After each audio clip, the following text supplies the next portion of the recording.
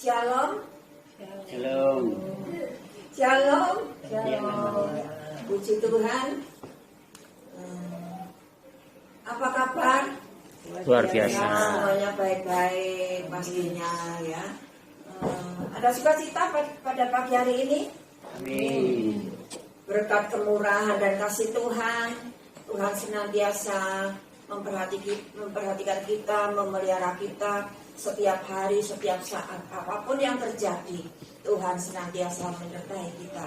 Saya yakin dan percaya saat ini juga Tuhan masih memberikan kesempatan kepada kita untuk kita dapat beribadah kepada Tuhan. Nah, kita akan masuk dalam doa untuk mengawali ibadah kita. Bapa di dalam surga, terpujilah nama-Mu, Allah yang kami sembah.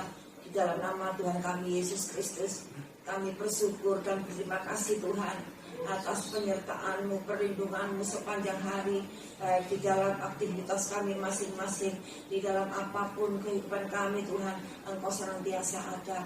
Kami percaya Tuhan, itulah bukti kasih setia-Mu, kebaikan-Mu serta kemurahan-Mu yang senantiasa Engkau berikan kepada kami. Dan sebentar kami akan beribadah kepada-Mu, kiranya Engkau layakkan kami, dan Engkau sucikan, kuduskan hati, jiwa, pikiran kami, lidah, mulut kami, semuanya sucikan, kuduskan dengan kuasa darah-Mu, dan kiranya Engkau menguasai dengan Roh-Mu yang kudus.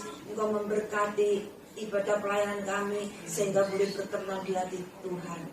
Saat kami beribadah, iblis tidak tinggal diam, tetapi iblis senantiasa berusaha untuk menggagalkan pekerjaan-Mu dengan cara apapun. Tapi kami yakin dan percaya bahwa kuasa-Mu lebih besar dari kuasa apapun yang ada di dunia ini, sehingga bersama Yesus kami boleh menang di dalam Engkau. Terima kasih Bapa, pimpin ibadah kami dari awal hingga kesudahannya. Amin. Ya, kita akan menyanyikan satu pujian, nyanyi Glory.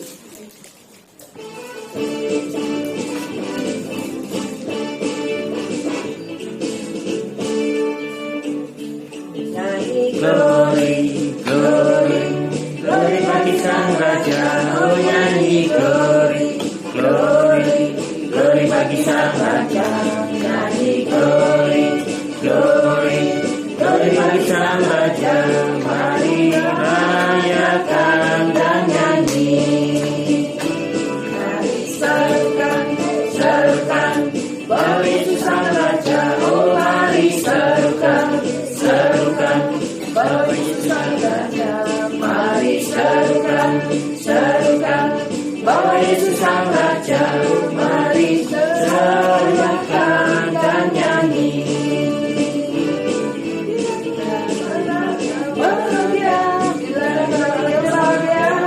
Kita akan merasa sejuta bila kita semua nyanyi glory, glory, glory bagi Sang Raja. Oh nyanyi glory, glory, glory bagi Sang Raja.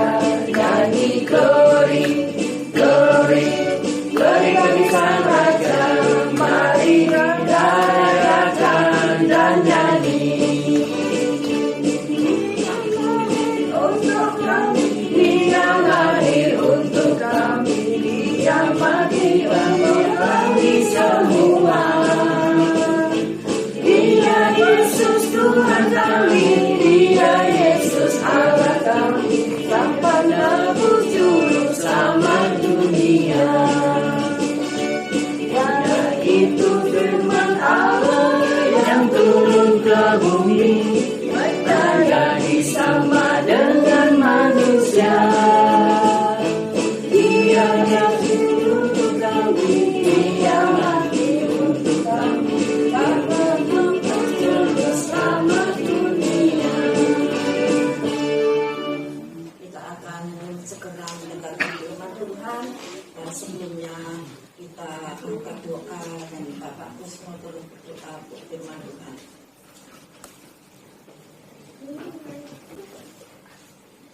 Kembali kami datang ke hadirat Engkau Tuhan Yesus di dalam surga.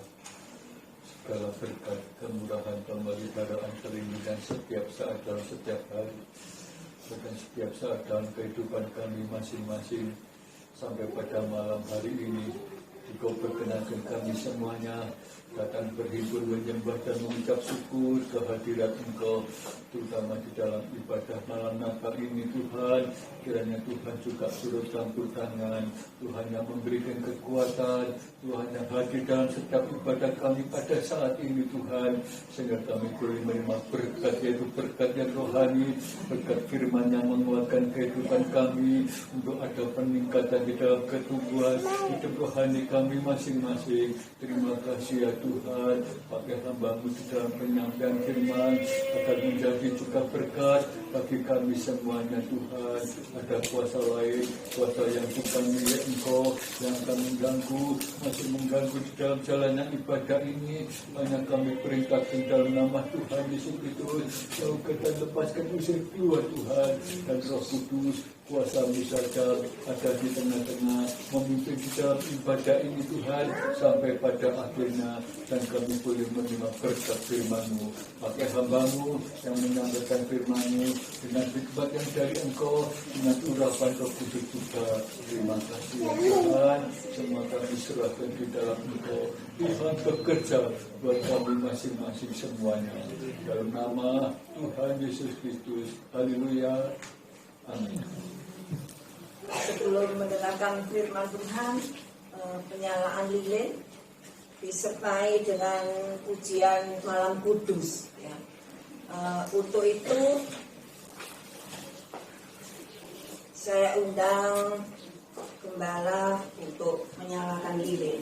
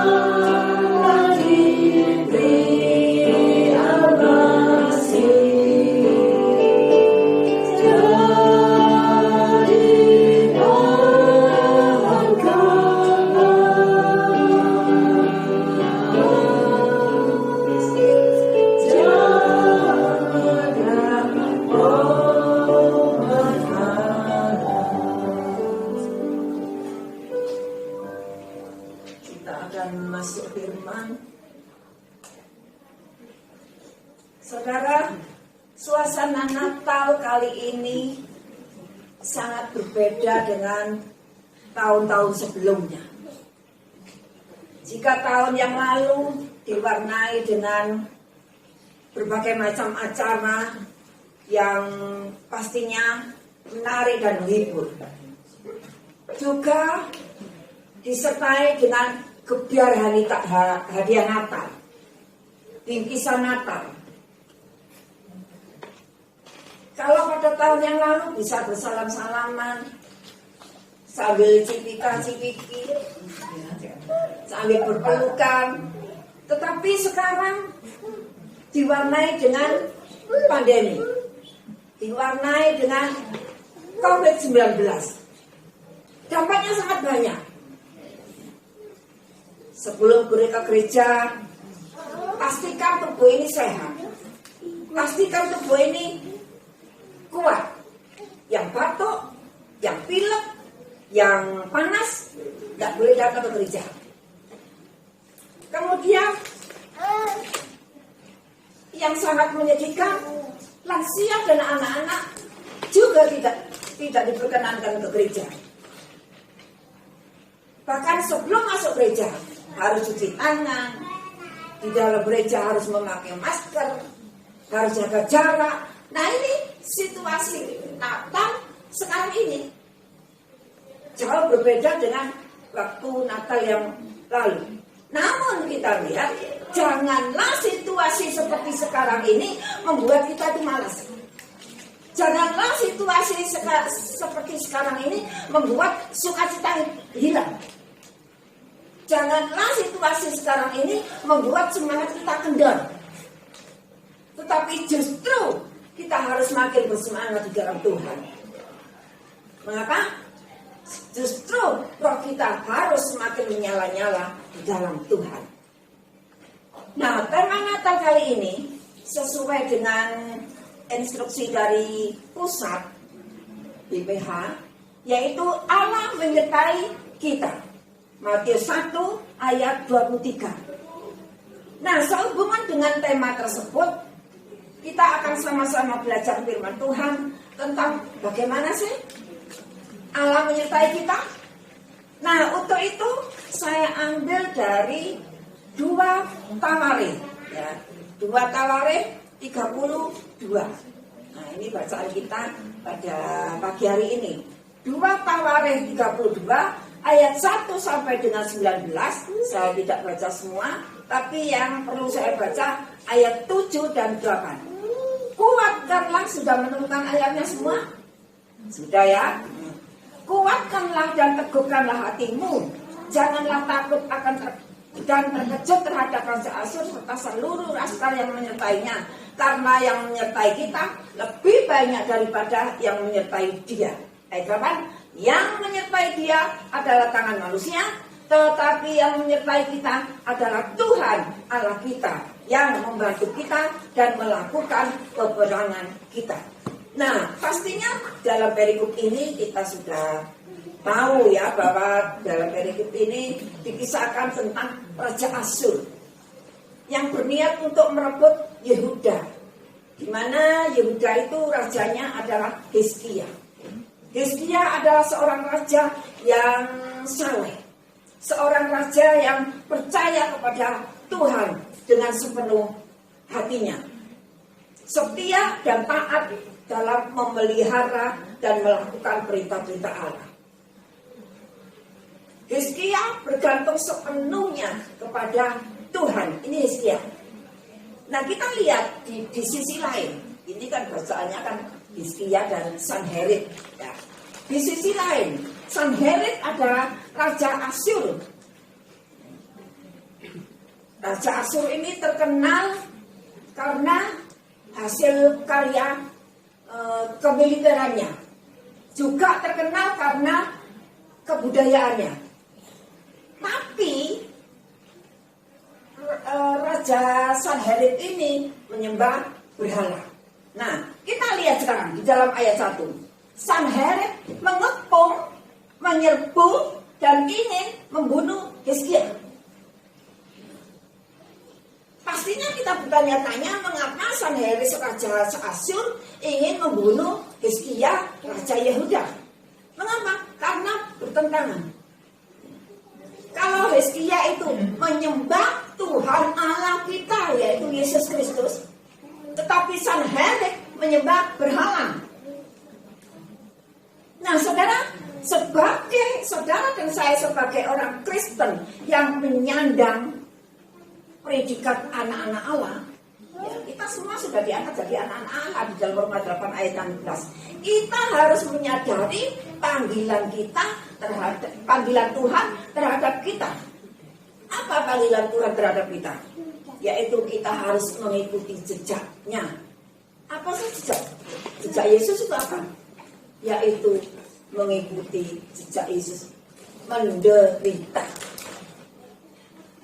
Jadi jangan heran, jangan kaget jika kita ini sekarang dihimpit dari kanan, dari kiri, dari muka, dari belakang oleh orang-orang yang tidak sekarang. Kenyataannya memang begitu. Kita itu dipojokkan, dipepet. Bahkan dikatakan di dalam 1 Petrus 5 ayat yang 8, singa-singa itu mengaum mengelilingi kita, mencari orang-orang yang bisa ditelannya. Apalagi di masa-masa sulit seperti sekarang ini. Iblis berkeliling, menyerbu, iblis mengepung kita dengan berbagai macam cara. Melalui apa? Melalui masalah-masalah kesulitan. Ayat 1 dikatakan, ia mengepung. Ya. Siapa yang disebut yang dimaksud dengan ia? Yaitu Sanherib. Sanherib mengepung Hizkia dan seluruh rakyatnya. Masalah ekonomi, masalah kesehatan, keuangan, rumah tangga. Inilah yang mengancam dan mengepung kita. Tetapi tanpa kita sadari, kadang-kadang kita memaksakan kehendak. Kita memaksakan kehendak untuk mencapai atau untuk mendapatkan sesuatu yang kita inginkan, yang sebenarnya itu bisa dilakukan. Istilahnya apa? Ngoyo. Nah ini kita berusaha ngoyo untuk mencapai keinginan-keinginan tersebut dengan berbagai cara. Bahkan, ya maaf ini kalau saya ngomong, bahkan ingin sesuatu dibalani utang. Nah, ini sangat menghimpit kita, sangat mengancam kehidupan rohani kita. Bagaimana enggak? Kepingin baju bagus, kepingin tas mewah, dibelani, bayar, apa namanya? Cicilan. Kalau waktunya bayar tidak ada, nah, itu bisa jawab sendiri. Itulah yang menghimpit kita. Itulah yang mengelilingi kita. Apalagi zaman sekarang. Mungkin ekonomi sulit. Saya beberapa waktu yang lalu sama Pak Budi sempat makan di mana itu ya? Makan, padahal makanannya itu makan rumahan biasa. Tapi yang saya lihat salah satu pengunjung ini, maaf ini saya bicara, salah satu yang makan di situ ternyata bon. Istilahnya itu apa? Nyaur ngapek. Ya.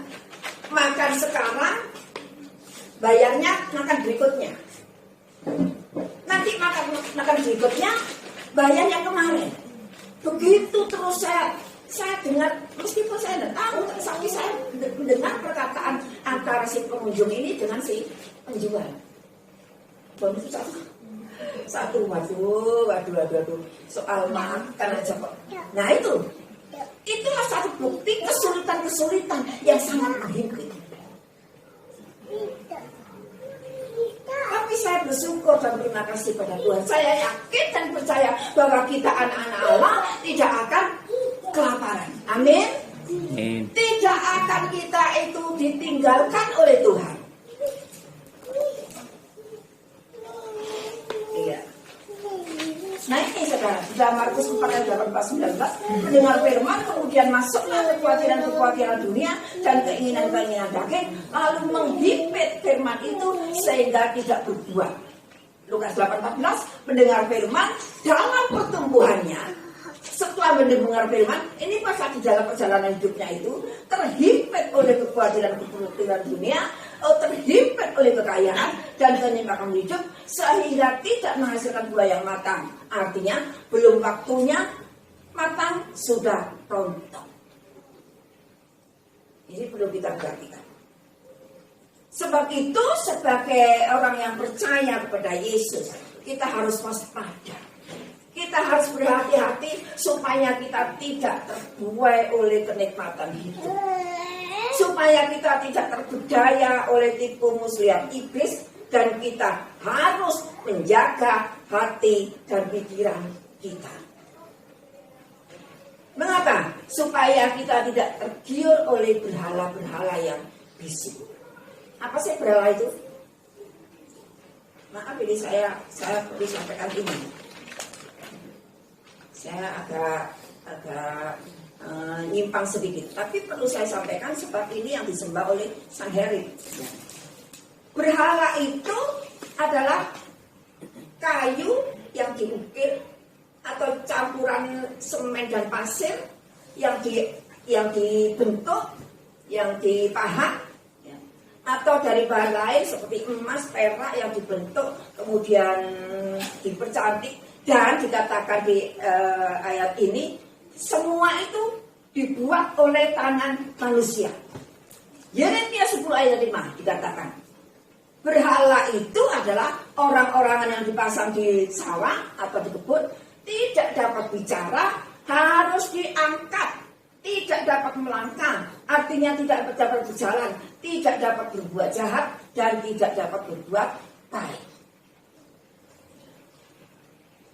Mazmur 115 ayat 4-8. Ini berbicara tentang berhala. Ya. Berhala itu buatan manusia, ayat 4.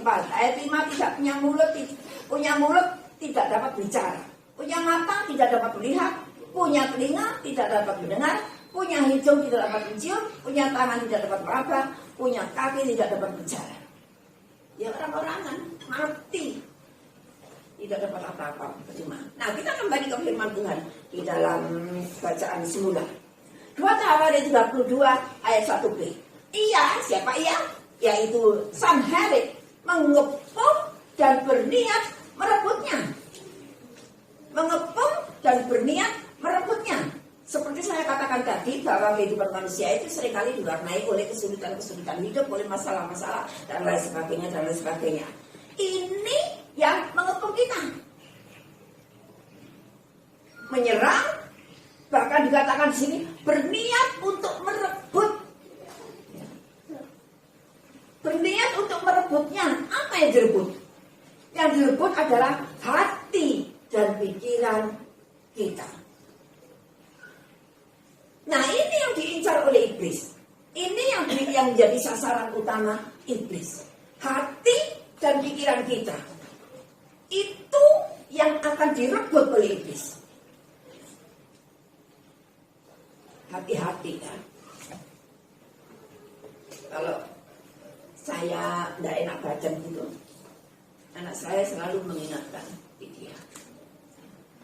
Terus hilang no pikirannya semacam-macam itu.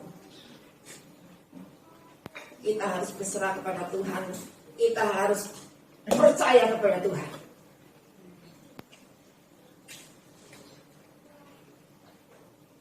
Nah sekarang bagaimana kita supaya terhindar dari serangan iblis? Bagaimana kita supaya luput dari serangan iblis? Satu-satunya cara yang yang harus kita perhatikan adalah menjaga hati dan pikiran kita. Ini yang harus kita perjuangkan. Kita harus berjuang dengan mempergunakan perlengkapan senjata Allah seperti minggu lalu saya sampaikan. Ya. Perlengkapan senjata Allah, ya, memakai perlengkapan senjata Allah dilengkapi dengan kuasa Allah. Dengan kuasa Allah itu sudah diberikan Allah kepada kita. Dalam Lukas 10 ayat 19 dikatakan, sesungguhnya aku telah memberikan kuasa kepada kamu untuk menginjak ular dan kalajengking. Untuk menginjak ular dan kalajengking. Apa artinya? Menginjak ular dan kalajengking. Ular dan kalajengking itu gambaran dari kekuatan. Kekuatan yang hebat. Kekuatan yang ganas. Kekuatan yang berbahaya. Bahkan mematikan. Seperti apa sekarang? Virus corona. Begitu kuatnya, begitu ganasnya, sehingga dapat membunuh sekian ribu orang sampai sekarang. Tapi di sini dikatakan, sesungguhnya aku telah memberikan kuasa kepada kamu untuk menginjak dalam nama Yesus, menginjak ular dan kalajengking. Kemudian apa? Dan kuasa untuk menahan kekuatan musuh. Sehingga dikatakan di sini tidak ada yang akan membahayakan kamu. Kita bisa belajar tentang pengalaman Paulus di Malta di dalam Kisah Rasul 28 ayat 3 sampai dengan 6. Saya tidak akan ceritakan ini karena akan menyita waktu. Ingat, sekali lagi ingat, saya ingatkan bahwa kuasa Allah, roh yang ada di dalam kita itu lebih besar dari roh apapun yang ada di dunia. Di dalam 1 Yohanes 4 ayat 24. Lebih besar dari kuasa manapun, kuasa apapun yang ada di dunia ini.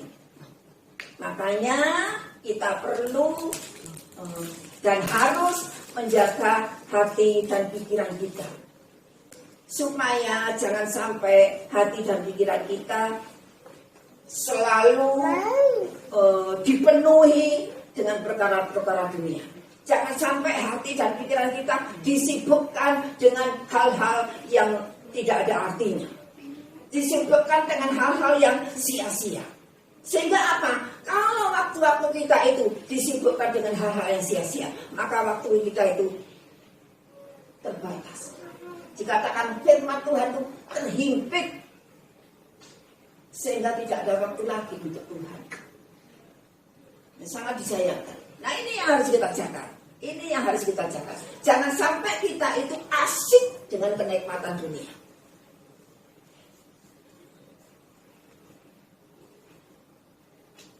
Nah, ini penting saudara ya. Kita kembali ke 2 Tawarik 32 ayat yang ke-7. Ini firman Tuhan merupakan peringatan bagi kita, juga merupakan pesan dari Tuhan. Dikatakan ayat 7, kuatkanlah dan teguhkanlah hatimu. Dalam situasi seperti sekarang ini, kita harus menguatkan hati kita, apapun yang terjadi dalam kehidupan kita. Kuatkanlah hatimu, jangan takut. Mengapa? Sebab yang menyertai kita lebih banyak. Dikatakan di sini, sebab yang menyertai kita lebih banyak daripada yang menyertai dia. Siapa yang dimaksud yang menyertai kita lebih banyak? Kalau kita baca di dalam ayat yang berapa ya? Ayat yang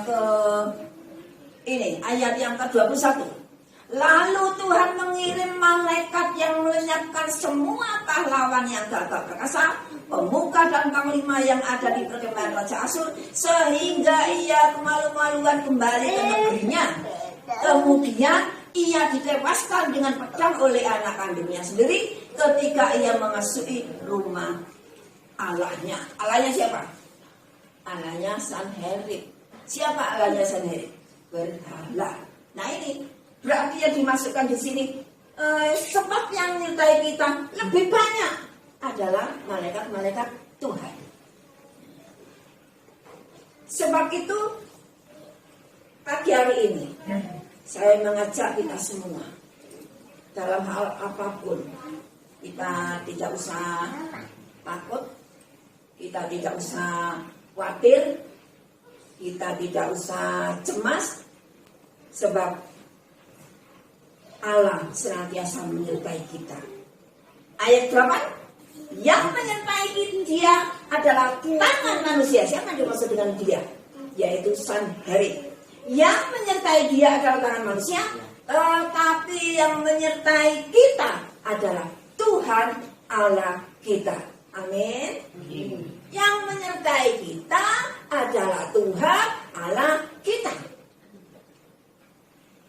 Dalam hal apapun, di dalam segala hal.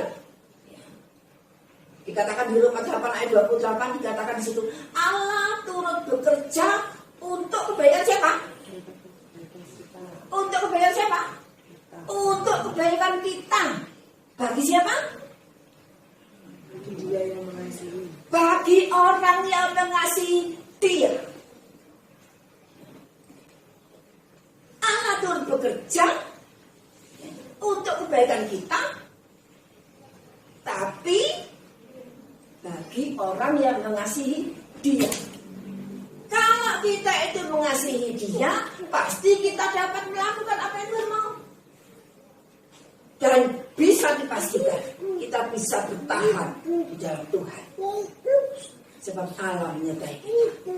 Tetapi kalau kita tidak mengasihi Allah dengan sepenuh hati, meskipun kita itu berkelimpahan dengan harta, meskipun uang kita itu banyak, meskipun kedudukan kita enak, tetapi kalau kita tidak mengasihi Allah,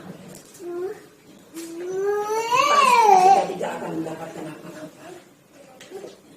Nah, seterusnya sekarang, kalau tadi dikatakan yang menyertai dia adalah tangan manusia, tapi yang menyertai kita adalah Tuhan Allah kita yang membantu kita, membantu kita dalam segala hal dan melakukan peperangan kita, melakukan peperangan.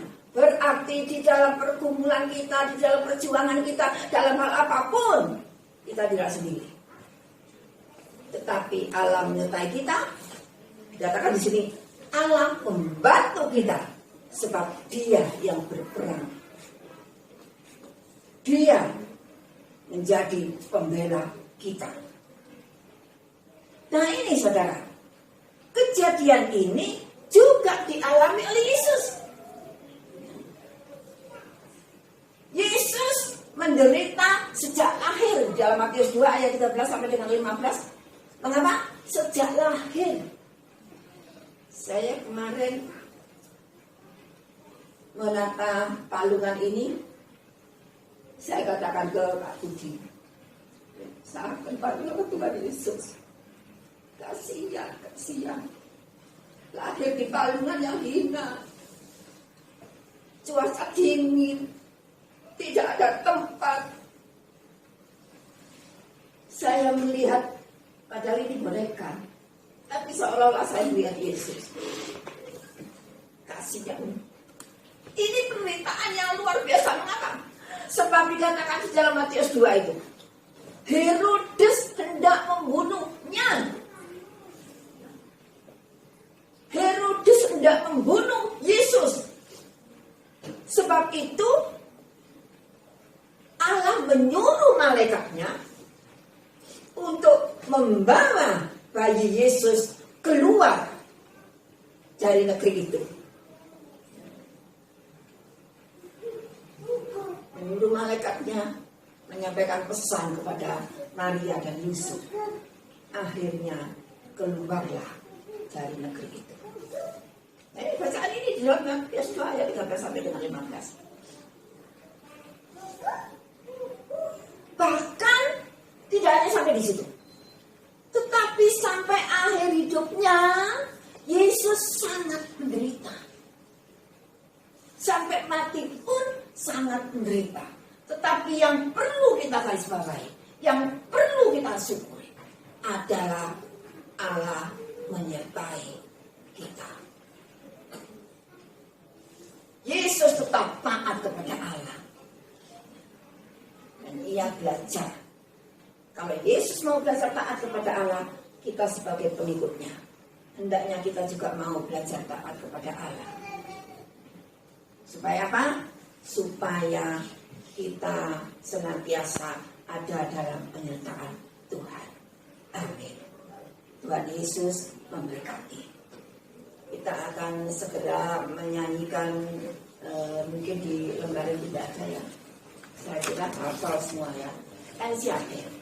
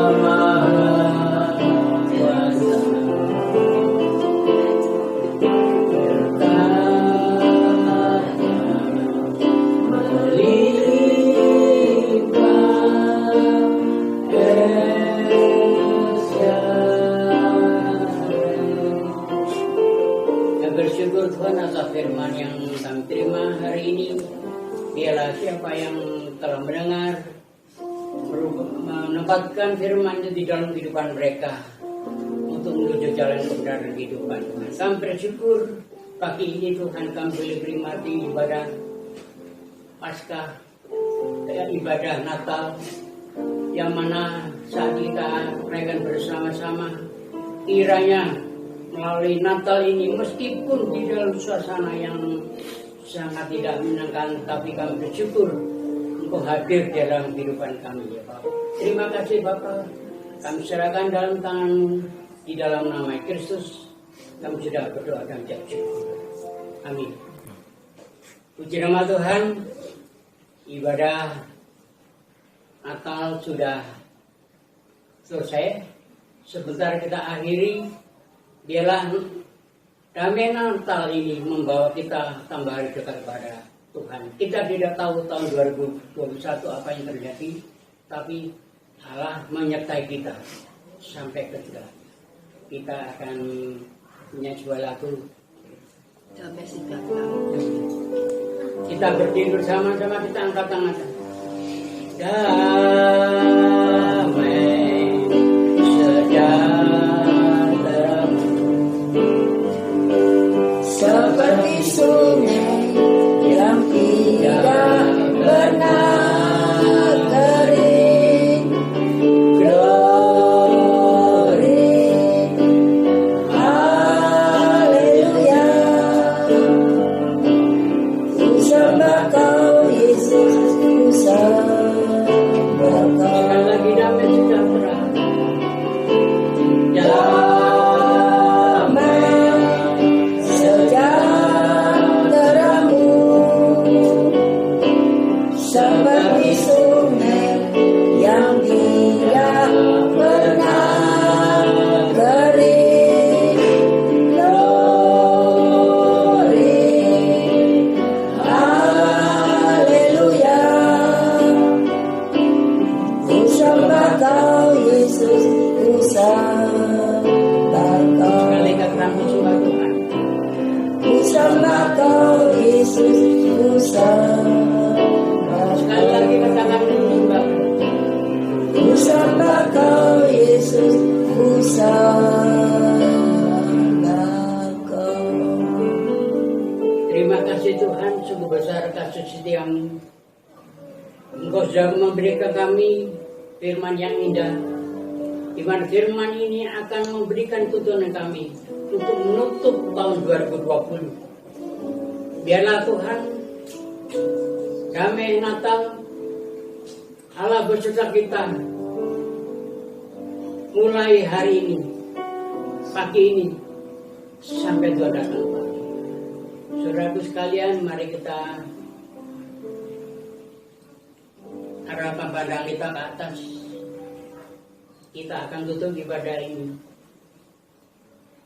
Tuhan, kami bersyukur di masa-masa yang sulit ini kami masih boleh merayakan Natal, meskipun kami tidak dapat duduk berdampingan, tidak dapat bersalaman, tidak dapat bertatap muka.